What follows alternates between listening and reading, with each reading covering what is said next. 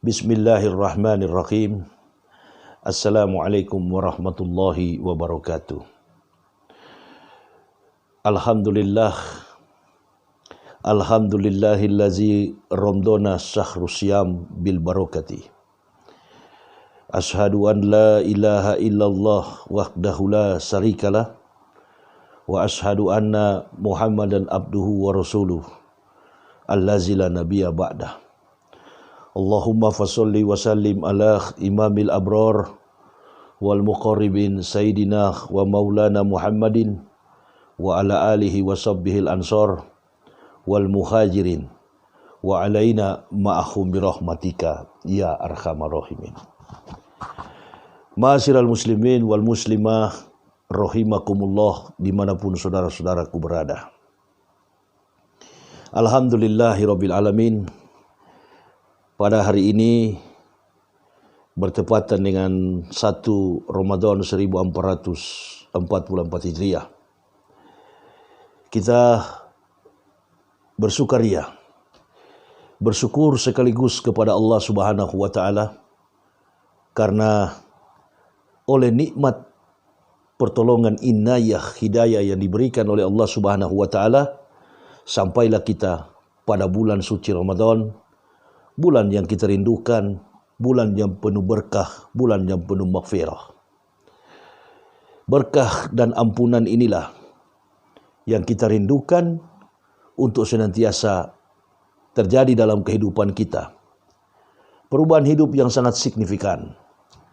Perubahan hidup yang mendasar di dalam konteks keimanan untuk memberikan sebuah kepastian jalan, petunjuk hidayah, inayah yang Allah Subhanahu wa taala berikan kepada kita semua. Mulai dari dalam kehidupan pribadi kita, dalam kehidupan rumah tangga kita, kehidupan bermasyarakat, berbangsa dan bernegara. Momentum Ramadan 1444 Hijriah ini adalah momentum yang sangat tepat dengan keterpurukan akhlak dan moralitas manusia yang semakin hari semakin rakus, semakin hari semakin beringas dengan kejahatan yang dilakukan. Persoalan yang terjadi dalam kehidupan kita, dalam konteks kita hidup bermasyarakat, berbangsa dan bernegara. Bahkan sekaligus di bulan Ramadan ini kita akan melihat, mengungkap bagaimana problematika yang terjadi dalam kehidupan eksternal, internal kita, dalam kehidupan kita berbangsa. Sebelum memasuki bulan suci Ramadan, begitu banyak kasus yang terjadi dalam kehidupan kita bermasyarakat, dalam kehidupan kita, dalam kompleksitas yang lebih luas. Pelanggaran-pelanggaran hukum yang dilakukan oleh para pejabat-pejabat negeri ini. Bahkan baru-baru ini telah dirilis sebuah pernyataan beberapa menteri, baik di media sosial maupun hadir terbuka di media umum televisi. Dinyatakan bahwa negara kita sedang mengalami kerugian 300 triliun.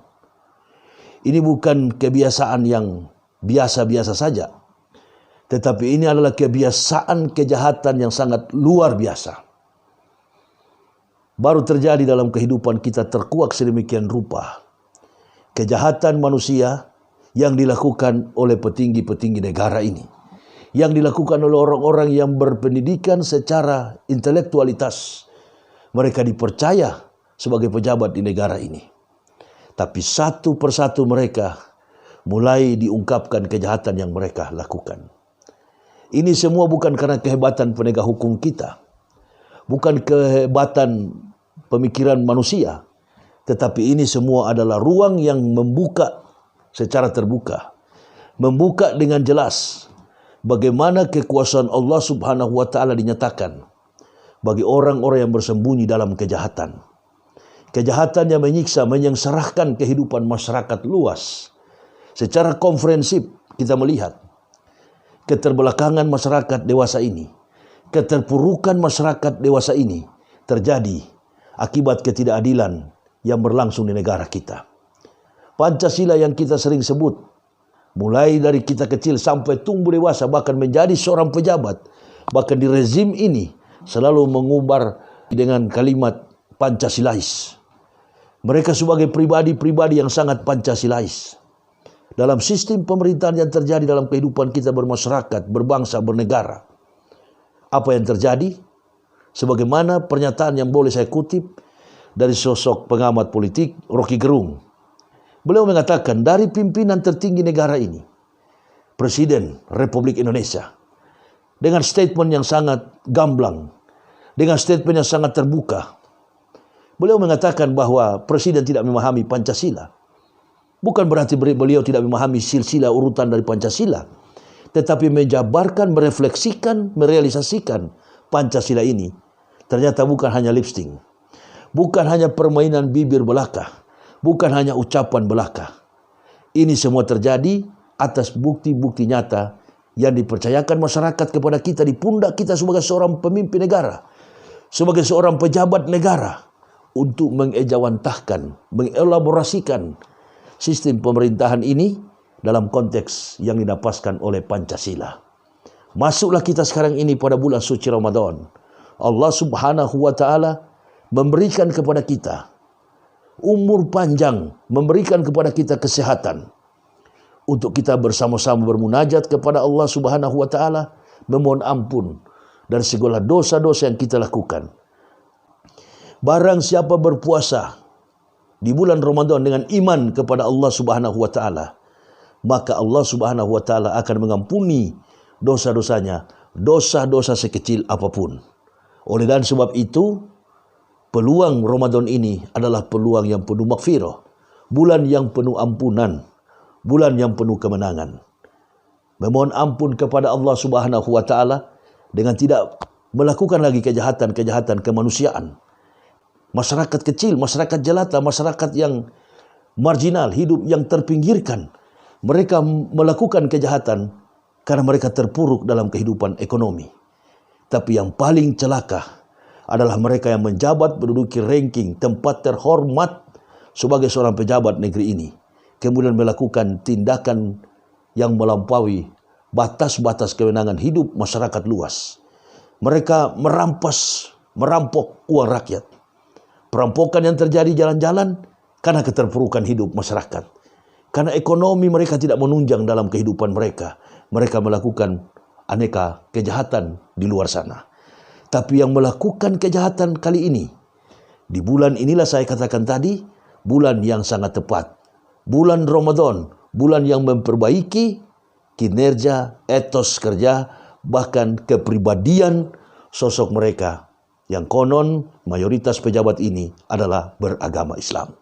Mudah-mudahan saum Ramadan yang mereka lakukan ini dapat mengembalikan kehidupan mereka untuk taubat kepada Allah Subhanahu wa Ta'ala, taubat yang sebenar-benar taubat, taubatan nasuha.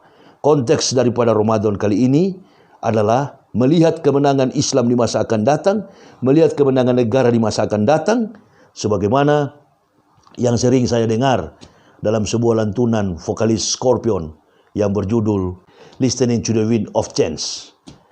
Sebuah syair lagu yang dinyanyikan oleh vokalis Scorpion mengisahkan sebuah perjalanan untuk melihat dan sekaligus merasakan angin perubahan dalam kehidupan kita pribadi, kehidupan berumah tangga, kehidupan bermasyarakat, berbangsa dan bernegara. Dalam arti kata bahwa Ramadan kali ini adalah bulan suci yang penuh seleksi. Seleksivitas dari Allah Subhanahu wa Ta'ala mengungkap kejahatan-kejahatan manusia sebelum adanya Ramadan, dan sekarang sampai kepada Ramadan, insya Allah akan Allah bukakan. Dari awal rezim ini sampai ujung rezim ini penuh dengan masalah. Ini tidak akan pernah berakhir sampai datangnya pemimpin baru yang memberikan angin segar, yang memberikan perubahan bagi kemajuan kehidupan negara kesatuan Republik Indonesia dan tegaknya Islam di masa akan datang. Selamat menjalankan saum Ramadan 1444 Hijriah. Mudah-mudahan Allah Subhanahu wa Ta'ala mengampuni dosa-dosa kita. Allah Subhanahu wa Ta'ala memberikan ampunan dan memberikan sekaligus berkah kepada kita semua selaku bangsa, pribadi, pejabat, di dalam menjalankan roda kehidupan, roda pemerintahan yang ada di negara kita. Barakallah, la ilaha illallah Muhammad Rasulullah. Allahumma salli ala Sayyidina Muhammad wa ala ali Sayyidina Muhammad. Allahumma salli ala Muhammad wa ala ali Muhammad. Wassalamualaikum warahmatullahi wabarakatuh.